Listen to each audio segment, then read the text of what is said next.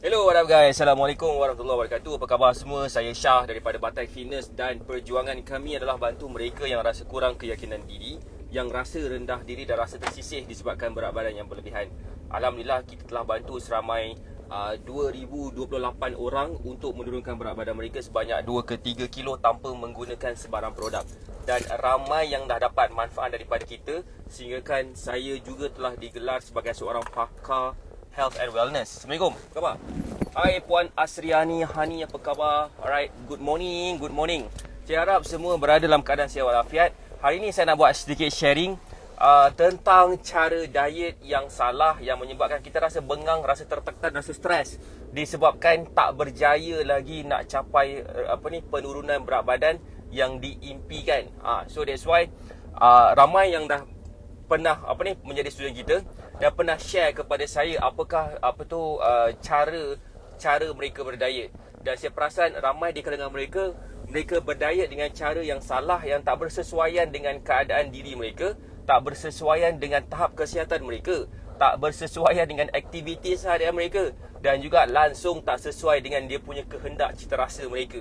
Sebagai contoh, maksud citarasa tu kan, contohlah kan, macam saya adalah seorang yang suka makan makanan berempah, seperti macam Indian food, macam Arabic food.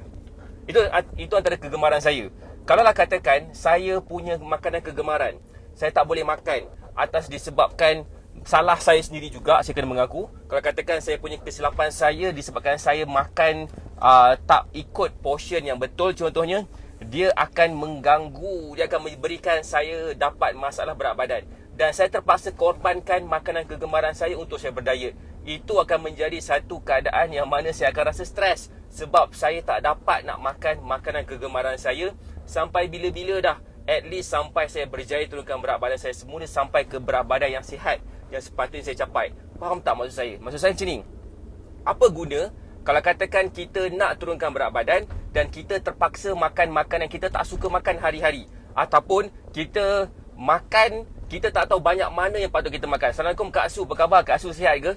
So, itu yang saya nak cuba sampaikan pada pagi ni lah. Sebab ramai di kalangan orang yang saya kenal terlalu tertekan disebabkan mereka makan makanan yang mereka tak suka makan hari-hari. Menyebabkan apa yang mereka makan tu, alhamdulillah, apa yang mereka makan tu, mereka jadi macam menyumpah menyumpah depan makanan.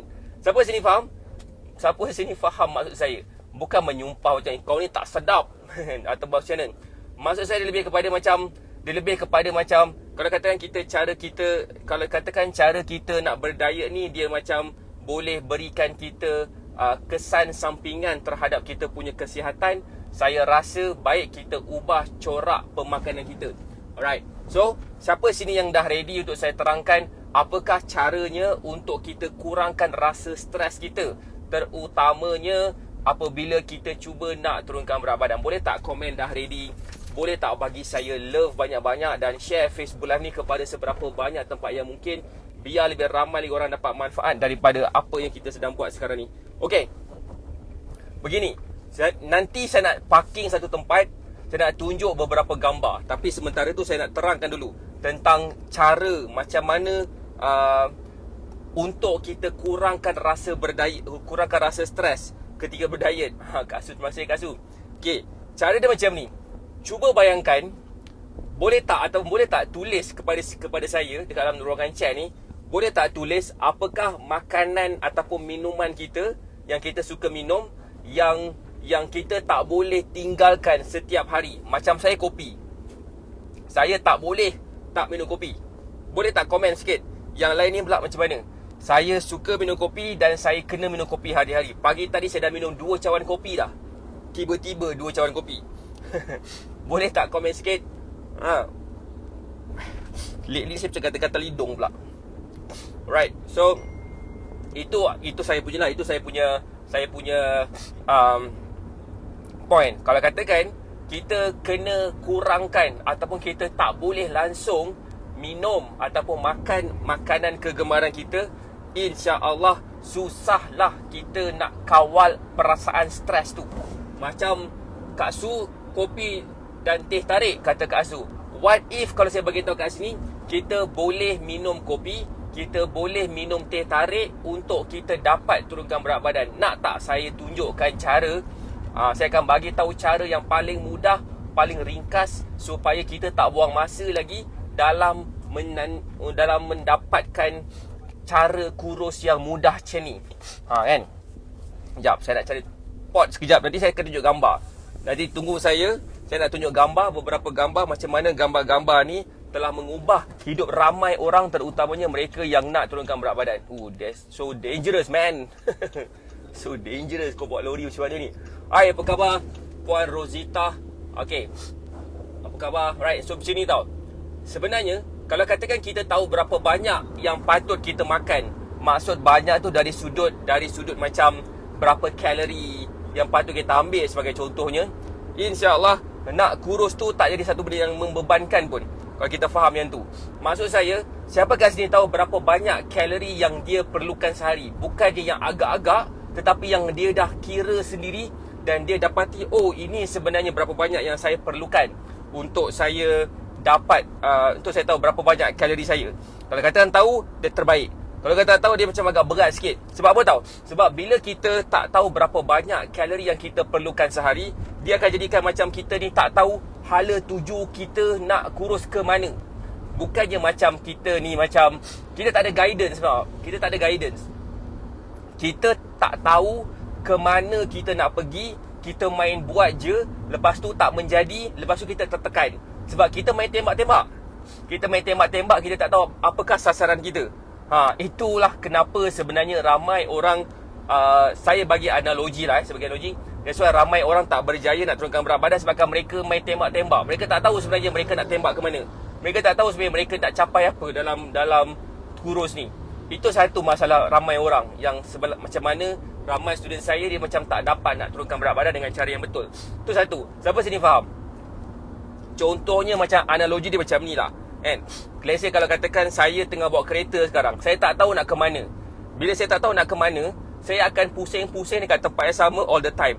Itu yang berlaku kepada ramai orang. Mereka macam pusing-pusing pergi kat tempat yang mereka selalu pergi, pusing-pusing kat tempat yang sama. Lepas tu tak ke mana-mana. Lepas tu berat badan mereka masih ada lagi. Mereka masih lagi mempunyai masalah tekanan darah tinggi, kencing manis. Mereka juga masih lagi mempunyai masalah seperti macam masalah seperti apa nama tu? Macam kulit pula. Perut masih lagi membesar. Macam tu lah. So, kalau katakan kita tak tahu mana kita nak pergi, InsyaAllah susah kita nak capai apa yang nak capai. Sebagai contoh, macam ada ramai di kalangan student saya juga yang mengamalkan cara diet. Contohnya suku-suku separuh. Siapa pernah cuba diet suku-suku separuh? Boleh tak komen saya pernah cuba? Boleh tak bagi saya love banyak-banyak sekiranya pernah cuba diet suku-suku separuh? Itu satu. Diet suku-suku separuh tak salah. Cumanya diet suku-suku separuh ni dia menyebabkan kita ikut cara diet orang lain. Orang lain mungkin makan macam tu, kita pun cuba makan macam tu. Dan kita tak faham sebenarnya kenapa orang tu follow cara suku-suku separuh menjadi, kenapa saya cuba cara suku-suku separuh tu. Kenapa saya cuba cara suku-suku separuh tapi tak menjadi. Itu maksud saya. Kan? Siapa sini faham? Waalaikumsalam Makcik Ros, apa khabar? Hai, Assalamualaikum Kak Lin. Siapa sini faham? Siapa pernah cuba diet suku-suku separuh dan tak menjadi? Siapa pernah cuba diet intermittent fasting? Tak menjadi. Siapa sini pernah cuba diet, contohlah kan, diet orang lain buat menjadi, kita pula tak menjadi. Seolah-olah macam kita ni rasa macam kita kena sumpah oleh hantu diet. Sebab apa? Sebab kita tak dapat lagi nak turunkan berat badan. Kan? Baru balik jogging kata Kak Lin, wow, Kak Lin ni jadi inspirasi saya sekarang ni. Alright. Itu point saya sekarang ni. Point saya, kalau katakan kita macam tak faham macam mana kita macam ikut cara diet ikut-ikutan, memang kita susah nak dapat result. Mungkin jadi, mungkin tak. Kalau tak jadi tu jangan salahkan orang. Salahkan diri sendiri sebab kita tak ada idea sebenarnya apakah yang sebenarnya sepatut kita buat. Diet sendiri tapi tak menjadi. Kata Kak Su, diet sendiri tapi tak menjadi. Ramai orang dia buat diet sendiri tapi tak menjadi. Kenapa tahu? Sebabkan dia tak faham benda ni paling penting sekali. So that's why bila kita nak faham konsep cara diet yang betul, dia akan berbalik semula kepada dia punya basic foundation. Basic foundation yang menjadikan satu diet tu satu diet yang berkesan. Apakah diet itu? Kita kena tahu dulu berapa banyak sebenarnya yang patut kita makan sehari. Berapa banyak sebenarnya yang sepatutnya kita ambil. Contohnya nasi. Oh, macam ni banyak nasi saya kena makan. Oh, kalau katakan ikan, banyak ni sebenarnya saya kena makan. Kalau katakan sayur, oh macam ni saya boleh makan sayur. Boleh tak saya nak minum air Sunquick? Boleh, tapi saya kena ambil banyak mana. Contohnya macam tu. So, lain orang, lain keperluan dia. Lain orang, lain cara dia.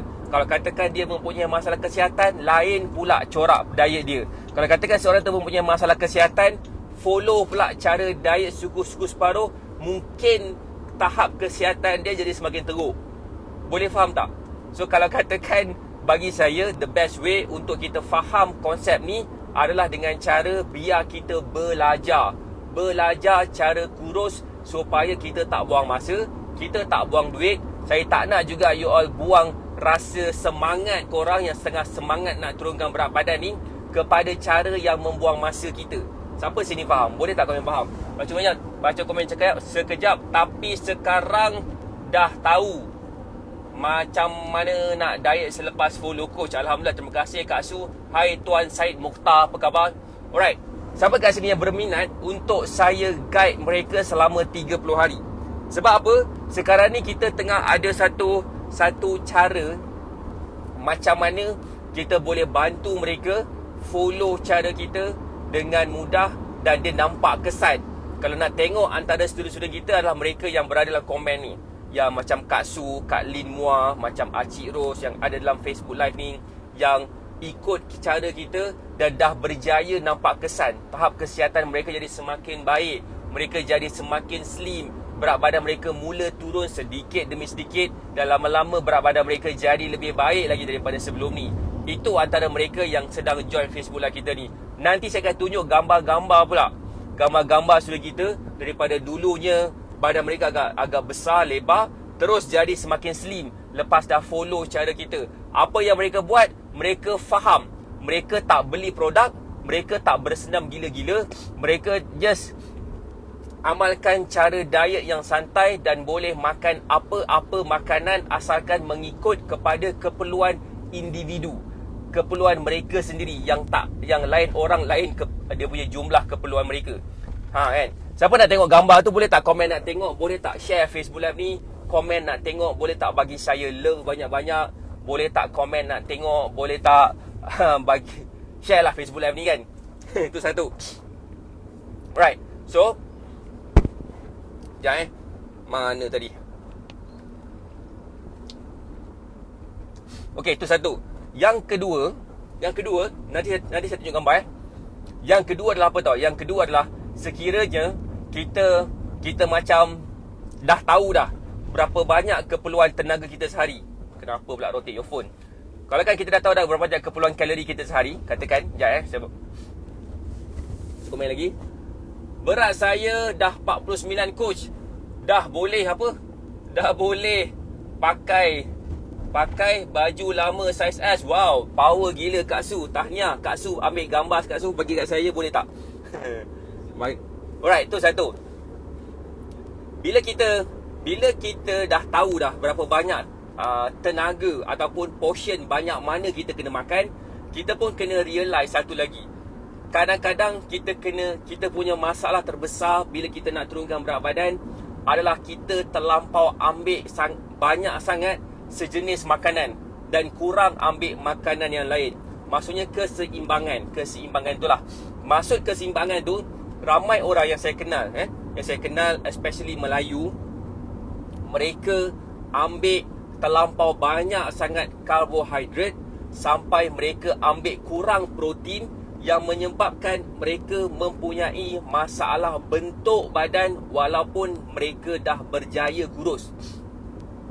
Boleh faham tak maksud saya? Saya ulang balik semula. Berat badan is just a number. Berat badan katakanlah 100 kilo, itu just a number.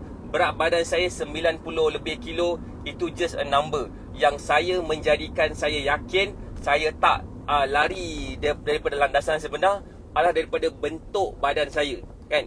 Bentuk badan saya bukannya melebar ke kiri ke kanan, bukannya ke depan, bukan ke belakang. Okey, itu yang menjadikan saya lebih yakin sikit dengan saya punya progres sekarang. Walaupun berat badan saya tinggi dan BMI saya dikira sebagai overweight. Saya dah tanya, bila kita faham tentang BMI ni is not applicable to everyone. Okay, bukan semua orang patut refer kepada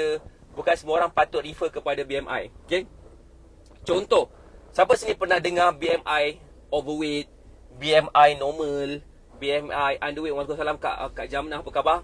Siapa sini pernah dengar? Kadang-kadang BMI tu tak boleh, dia tak boleh diguna pakai kepada semua orang. Kita kena ingat tu. Terutamanya kepada mereka yang pergi gym, okey, membina muscle. Tak boleh. Macam saya pergi gym, walaupun dah lama dah tak pergi sebabkan PKP dan dah nak pindah rumah dah lagi. So kalau saya subscribe dengan gym kat sini macam membazir pula saya rasa. Sebab nak pindah rumah dah. Itu satu.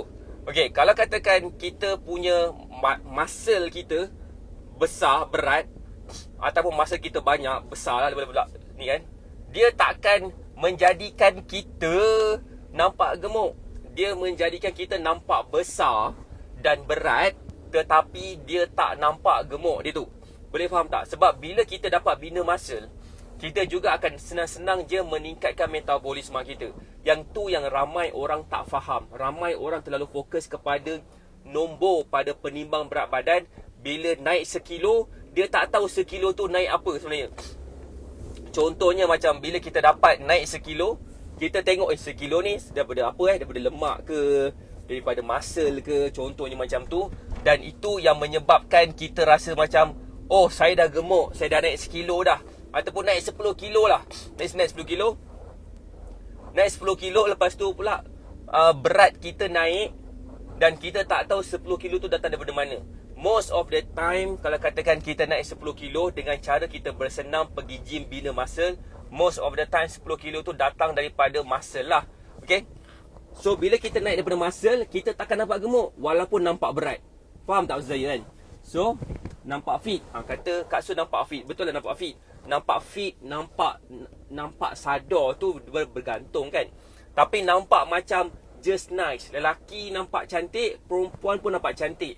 Tapi berat badan macam tinggi sikit. Tapi tak risau. Jangan risau sebabkan apa? Sebabkan bila berat badan kita naik pada muscle, itulah lebih bagus lagi daripada berat badan kita naik daripada lemak. Sebab lemak akan mengganggu kita punya proses metabolisme, akan menyebabkan kita ada masalah cardiovascular, masalah jantung, akan memberikan kita dapat masalah seperti metabolic syndrome, seperti kencing manis, tekanan darah tinggi dan sebagainya.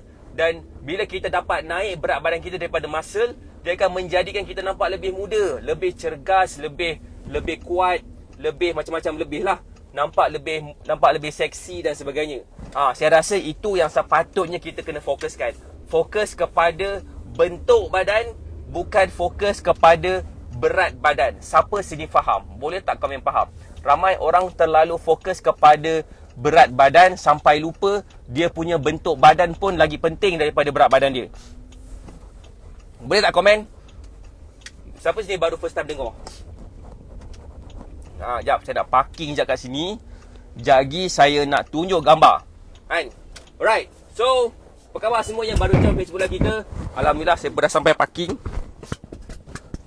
Faham? Okay, hai. Apa tu? Cik Nur, apa khabar? Saya nak tunjuk gambar kejap. Cik Nur saya macam familiar nama tu. Alright, siapa tadi? Saya nak tunjuk gambar kejap. Contohnya, macam mana seseorang tu dia berjaya turunkan berat badan. Sikit je. Tetapi yang paling ketara sekali adalah bentuk badan dia. Siapa nak tengok gambar tu? Boleh tak komen nak tengok gambar? Boleh tak bagi saya love banyak-banyak? Dan komen nak tengok gambar. Seperti mana yang dijanjikan, saya nak tunjuk gambar. Okay. Right, sekejap ya. Saya nak ni kejap. Mana. Nak tengok? Okay, Alhamdulillah, sekejap. Saya nak bagi penerangan sikit tentang salah satu daripada student kita. Salah seorang daripada student kita yang berat dia turun 5 kilo je. 5 kilo je dapat turun dalam masa sebulan. Okay. Assalamualaikum Kak Fauzilah, apa khabar? Sekejap ya, saya nak onkan wifi kat saya punya iPad. Kejap.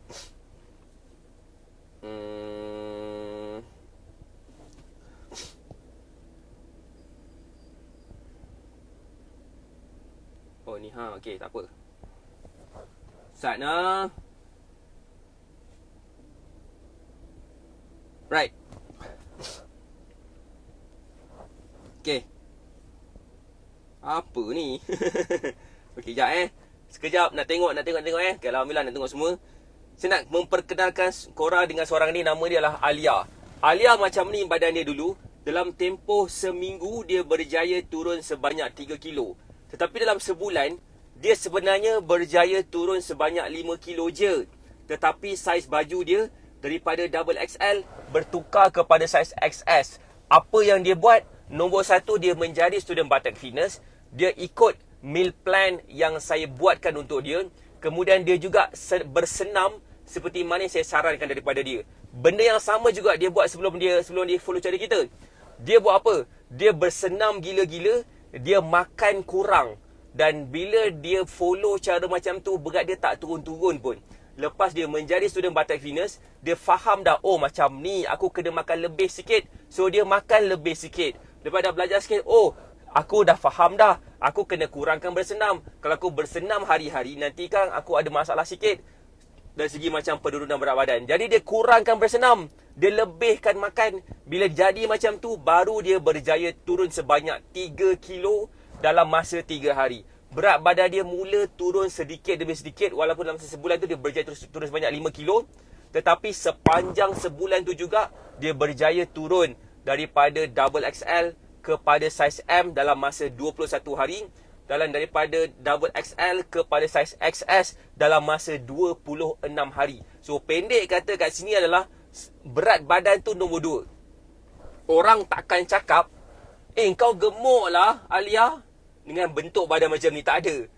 Ada. Walaupun berat badan dia beza sikit je dengan berat badan asal dia. Itu satu.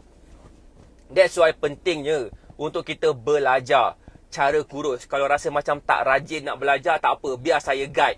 Saya bantu kepada mereka yang nak di-guide. Kepada mereka yang nak dibantu, boleh klik kat pin komen tu. Cakap saya nak dibimbing selama 30 hari. 30 hari adalah masa yang penting untuk kita develop kita punya habit. Untuk kita dapat turunkan berat badan dengan mengubah habit kita. Itu poin saya. Assalamualaikum Puan Cik Jamilah, apa khabar? Saya nak tunjuk lagi gambar kedua. Daripada macam ni kepada macam ni. Dia tak ada masa bersenam langsung. Sebabkan dia seorang ibu kepada anak kembar dan bekerja sebagai seorang nurse. Okey. Dia tak ada masa langsung nak bersenam.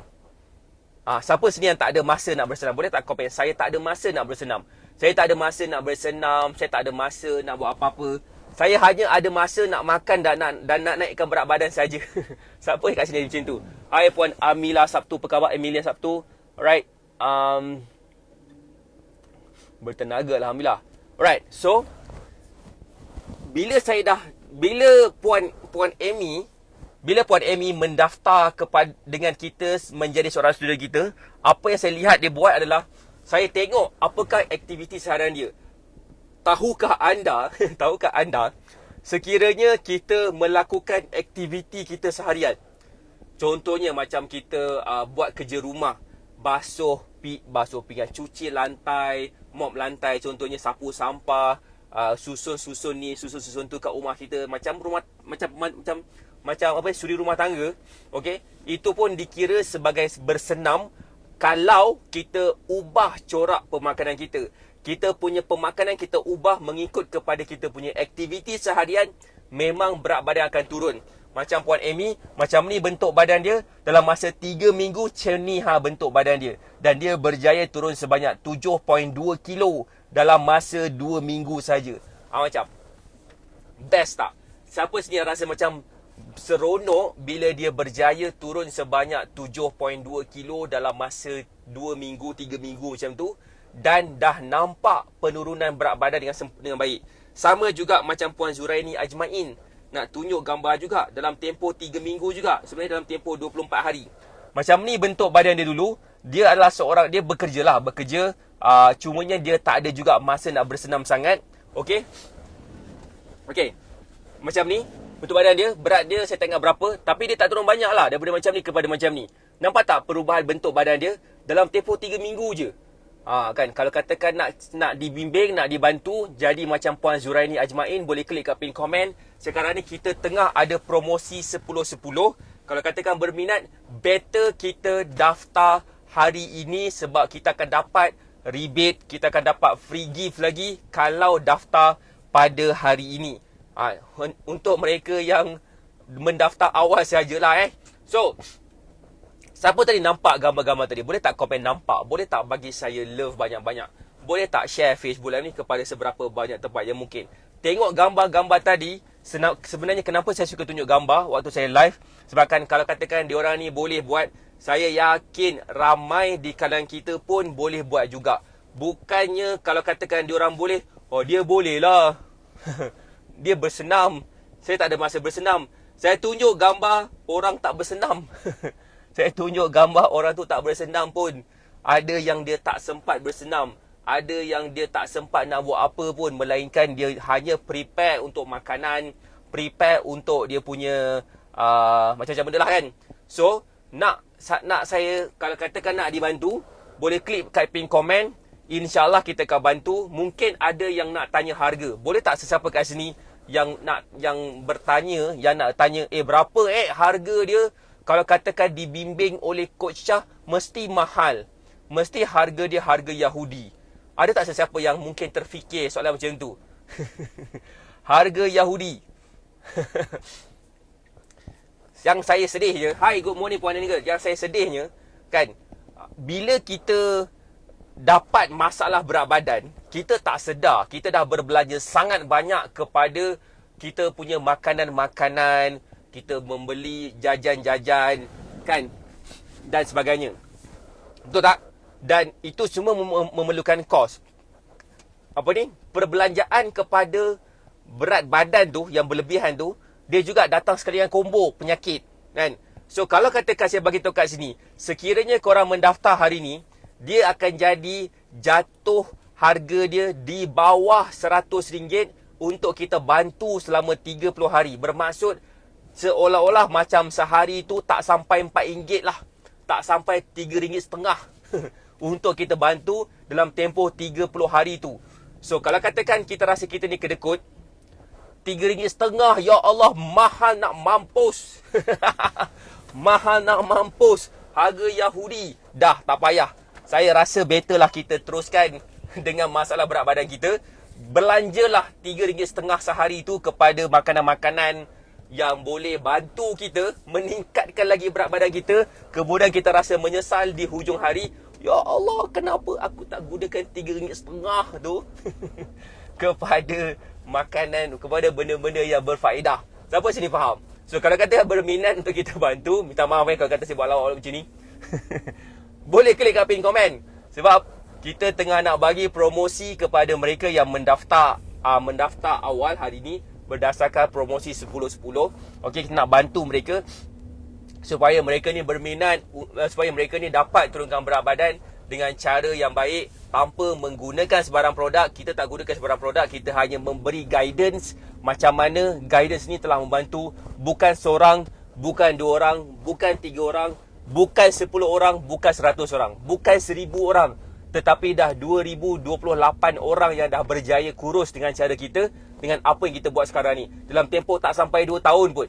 So that's why bagi saya, kalau kata kita tak follow the wave sekarang ni, bila lagi, betul tak saya cakap, berat badan kita sekarang ni semakin meningkat. Kita tak tahu berapa berat badan kita tahun depan kalau kita tak buat apa-apa sekarang. Baik kita bertindak sekarang, belajar cara kurus, bukan dengan menggunakan produk. Sebab bila kita belajar cara kurus, kita akan berjimat duit. Kita akan berjimat duit sangat banyak dah kepada pembelian produk-produk kurus yang kita mungkin kena beli setiap bulan. Boleh faham tak? Dan bila kita beli produk kurus setiap bulan, besar kemungkinan berat badan kita pun berat badan kita pula, kita punya perbelanjaan lagi banyak lagi daripada kalau kita spend kepada ilmu. Bagi peluang kepada diri sendiri. Saya doakan korang semua sihat dan berjaya. Kita jumpa lagi insya-Allah nanti. Assalamualaikum warahmatullahi wabarakatuh. Bye.